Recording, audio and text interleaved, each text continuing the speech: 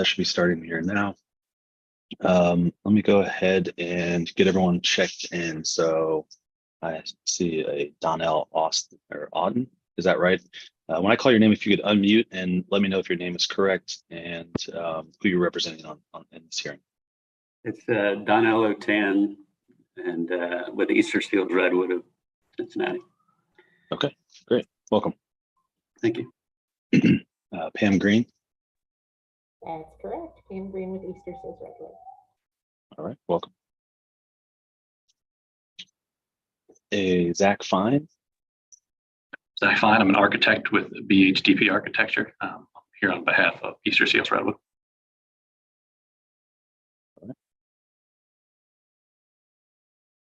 Chris Graham.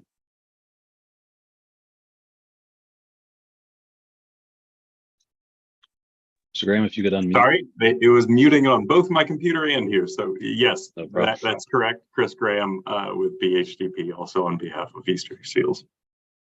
Okay. And looks like there's Brian Sutherly, who's trying to connect to audio. Is he also with the architect group? Mr. Graham or Mr. Fine, do you know? Brian is with Hickson. They're the architecture group that we worked with on the first phase of our project. Gotcha. Okay. And they additionally provide civil engineering services for this project as well. Gotcha. Okay. All right. Yeah, it looks like he's having a little bit of trouble connecting to the audio. Did you all want to wait for him and try to troubleshoot that issue before we get started, or do you think we could move forward while he tries to connect? It's completely up to the applicant on this. I think we can get started, and hopefully Brian will be able to connect. And if not, I think the other folks on the call can hopefully address any questions. Sure. Okay, great. And I mean, the only thing I was going to offer, if anyone's able to reach out to him and would like to do this, when you can't connect to the audio, there's a telephone number in the invite that was sent around that you can call in, and you could use you have the camera from your computer and the audio from your phone. If anyone wants to share that, just going to offer that. I have to read through our hearing script. This basically will just cover the procedure for the hearing, and then we'll jump right into it. So this is the April 12th, 2023 session of the Zoning Hearing Examiner docket. Again, my name is David Sturkey. I'm the Zoning Hearing Examiner for the City of Cincinnati. I'll preside over this hearing. The case before us today is case number ZH20230035. The purpose of this hearing is to allow applicants and any potential opposing parties to testify and to offer and refute evidence and testimony. This hearing will follow the rules found in the zoning code and the supplemental rules of the Zoning Hearing Examiner. All testimony and evidence that an applicant or any opposing party wishes to offer must be presented at this hearing. The hearing will proceed as follows. The applicant, the applicant's attorney, or the applicant's agent first present the applicant's case. If there were anyone here from the public, they would have an opportunity to speak after the applicant had presented its case. I will give the zoning plans examiner, Westman Zell, an opportunity to provide any testimony in addition to his staff report. In the event that any party testifies or offers argument in opposition to this application, the applicant will have the opportunity to rebut that testimony and or argument that was offered in opposition. And then finally, the applicant will have an opportunity to make any closing statements. For our purposes here today, since we have several people that are all on the applicant ownership team, I'm pretty liberal about how you want to orient your presentations. So one of you can speak, all of you can speak. I want to hear some background. I've reviewed the application materials and staff report, but the background you think is important, and of course why you think I should grant the relief that's requested. So again, if whoever wants to speak to that, or if all of you want to take a little piece of it, that's completely up to you. I'll then go to Wes. I'll give him an opportunity to weigh in. I'll ask some questions along the way, and then allow you all to make any closing statements. After all presentations have been made, I will close the hearing. Decisions may be expected within 2 weeks. I may limit or exclude any testimony that I deem irrelevant or outside the scope of the application being considered. I may interrupt any speaker to ask questions or to make any comments. I may also refuse to consider hearsay testimony or documents. That's evidence generally that you want to introduce that consists of statements made by someone that is not present at the hearing. In the event of any technical difficulties, I'll do my best to troubleshoot those on the fly, but to the extent there's some defect that prevents us from meaningfully going forward with this hearing, I may continue or postpone the hearing at my discretion. Okay, last thing I need to do is just swear in all of our witnesses. So if you intend on providing any testimony here today, asking any questions, making any comments, really doing anything other than just strictly observing, then the zoning code requires that I swear you in before we get started. If you're not sure whether you're going to provide any testimony, I can always swear you in later. But if you know now that you'd like to provide something, I'd like to go ahead and just get everyone sworn in collectively. So if that's you, if you could take yourself off of mute, I need everyone to answer out loud. I need everyone to raise their right hand. Do you solemnly swear the testimony you shall give will be the truth, the whole truth, and nothing but the truth? Yes. I do. Yes. Thank you. All right. Who's going to be taking the lead for us here today? So I was going to kick off and just go through some of the more technical aspects of what it is we're looking for and a little bit of background on the project. So Great.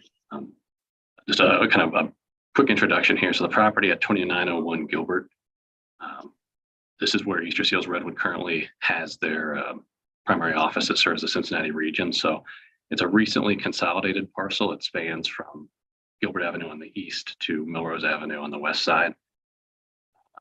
And because of that recently consolidation parcel, it basically spans two zoning districts. So basically the east half is CCP, commercial community pedestrian, and the west half is an RMX, a residential mixed use zone. So the two sites right now are currently occupied by two existing buildings. So on the Gilbert Avenue side is an existing building built in the 1940s, and then on the Melrose side is a building that was built as a YMCA originally in 1967. So Easter Seals has been using both of these sites for a community service facility for some time. They're now looking to fully renovate both buildings and have an addition between the two to connect it and create one facility there. So that's kind of a brief summary of the project. Sure. Because of this project. So will there be, outside of the addition to connect the two, will there be any physical expansion of the existing buildings or infrastructure? Correct. The physical expansion is just the addition between the two. So it's about 18,000 square feet of addition that will connect the two buildings. Okay. All right.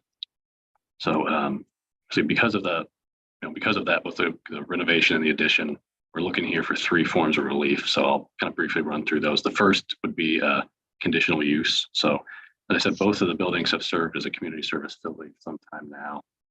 But because of the renovation and addition, we need to come back in and ask for conditional use of the portion of the property that's in the RMX zone. So we do believe that this is in the public interest, and just kind of running through the points in the zoning code. As far as zoning is concerned, the renovation addition are conditional uses that are listed as an approved conditional use in the zoning code for this RMX district. As far as traffic is concerned, we really don't feel that there'll be an adverse impact on traffic to the site because of this. Because as I said, they've both been community service facilities for some time. Buffering and landscape is another point. So buffering and landscaping shall be provided to meet the code requirements here. As far as hours of operation are concerned, we really aren't proposing any sort of change in the use of the facility or the hours that it will be used. Neighborhood compatibility, so the building's been there since 1967 and it's functioned some sort of community service facility since then. So we really feel that it is compatible with the use. And the last point, we really feel that, I think it's probably the strongest point, economic benefits. Not only are there jobs at Easter Seals Redwood, but kind of the nature of the nonprofit work that I think Pam is going to get into a little bit more later, really provides a kind of secondary benefit in terms of job training and things like that then provide benefit to the whole region. So that's kind of a summary of the conditional use ask that we're looking for. That's the first point. The second point we're looking for is a variance for the quantity of parking. So really the requirements for parking for a community service facility are pretty steep. And we really, even if we're looking at the 18,000 square foot addition, it's calling for one spot for every 100 square feet of floor area, which is really kind of impractical for the site. Just trying to fit that many spots on the site is not feasible or realistic. So what we're looking to do is add 12 new spots as a part of this addition. So that'll bring the existing site has 90 spots, which is going to serve reasonably well. With the confines of the site, we're really limited to that 12 new spots for a total of 102. So that's the second bullet point we're looking for. The third is a special exception for the parking.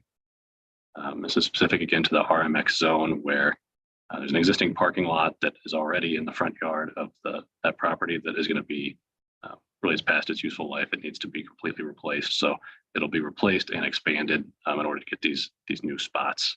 There's also a small portion near Lincoln Avenue that is also an RMX zone, and that parking will be in the front yard as well. So that's kind of again, brief summary of the 3 points that we're looking for. And I think that really concludes kind of the technical aspects. I do think, Pam, you wanted to say a few words about Easter seals and what it is you do. Absolutely. So for the folks on the call who aren't familiar with Easter seals, as Zach said, we've been in the Walnut Hills neighborhood since 1994 with our facility on Gilbert Avenue. And when the YMCA made the decision to close their building, they approached us because they wanted it to remain as a community asset and offered us the right to acquire the building. And so we were pretty excited about that opportunity because it allows us to enhance a lot of our training programs. We do a lot of training in the construction industry. So we're going to be using the former Melrose YMCA is going to allow us to enhance, that'll be a construction lab where we can enhance our construction training. We have a packaging and fulfillment center, and this will allow us to serve a few more folks in transitional employment. And then the other big piece is that we currently offer a veterans employment program, and we're going to be able to have dedicated space for a veterans center in our community. So it's a phenomenal opportunity for us. Having been in the neighborhood for so long, we are very sensitive to some of the changes that are going on in Walnut Hills. So you'll see, in our design, the only folks who will be entering off Melrose will be our administrative staff. All of our program staff will enter through Gilbert. That was one of our concerns when we took on ownership of the property. Is public transportation is critical to the people we serve. And as you know, there's not a public transportation stop on Melrose. And so connecting these two buildings will allow us to have all of the individuals that we serve get off the bus in front of our building and walk through to the services that we deliver on Melrose. So it's really exciting from that perspective to be able to put it to good use in our community. I've told folks, like, I see this as an opportunity to connect the people in the neighborhood to the opportunities in uptown and downtown. Walnut Hills is that connector. And we do have the support of the Walnut Hills Business Group, as well as the Walnut Hills Area Council and their Planning and Economic Group. So we've been talking to them about it since 2021 when we first hoped to do this. So it's almost here. Got it. Okay. In regards to the parking, so you mentioned there, it sounds like some of the folks in the training program rely on public transportation and are not driving to the facility. Is that most, you would say? It sounds like. Absolutely. Okay. Very few of the folks that we serve drive. We have a group of people with developmental disabilities. Those folks generally are transported by parents who drop them off or they use access. And then the folks in many of our other workforce development programs really rely on Metro. It was, quite frankly, when we started this project, one of the reasons that it was important to us that we stay where we are because of the access to public transportation. Sure. And so you've never had issues with parking or complaints about parking in the past, is that right? No, we have, and right now, because the buildings aren't connected, we're not really getting full use of the Melrose parking. And so this will really allow us to better utilize the parking resources that we have. Gotcha. In terms of people that are enrolled in the training programs, will the enrollment number go up as a result of these changes as well? Yeah, and by how many people do you think it will? Yeah, and so I hope that the number will go up. It will go up over time, obviously. And so, we're hoping that we can see like a 20% increase in the number of individuals that we serve. But again, in the building, the addition, the majority of that space is going to be classroom space or storage space, quite frankly, for a lot of the materials that we use for training. And so we don't anticipate that traffic is going to, exponentially increase because of the use of the building. It's just, as I've talked with donors who've invested in the project, it's about making sure that we have the tools and space and the facility that can train people for the jobs that exist now. Our building has 0 classroom training with any technology in it whatsoever. So we're going to be able to do some of those things. So it's really just about enhancing and yes, growing, but we don't anticipate we're going to double in size or anything like that. Gotcha. That's not the goal. Okay. I received an email late last night from a nearby property owner. Has anyone, I uploaded it into the project docs. Has anyone had an opportunity to read that? I did. Okay. Okay, great. If not, I was going to read into the record, but I don't think that's necessary. But I would like to provide you an opportunity to respond to any of the comments that were made in that letter. If you'd like. Absolutely. And I so appreciate her comments because I definitely want to follow up with her. I think, the thing that I would say is this isn't a new social service coming into the neighborhood. We've been here for, I can't do the math, since 1994. And so the expansion that we're talking about is really just the dead space between the two buildings. It's not that we're going to expand our footprint with a larger building. And so hopefully that will address her concerns. As a Melrose resident, I think I mentioned it earlier, we try to be really good neighbors to the folks on Melrose Avenue. And so, as I said, in design, we've tried to make sure that in the way that we designed the building, that we minimize foot traffic on Melrose. And we've also, there's some design elements in the current building that really facilitate bad behavior. There's like a little, I don't know what you'd call it, like a little cave almost where, things have happened. We found things down there. We'll be closing that up. We're going to gate the parking so that way people can't, hang out in the parking lot. We're moving the dumpsters. So we're trying to do a lot to actually enhance Melrose versus create additional problems for our neighbors. Okay.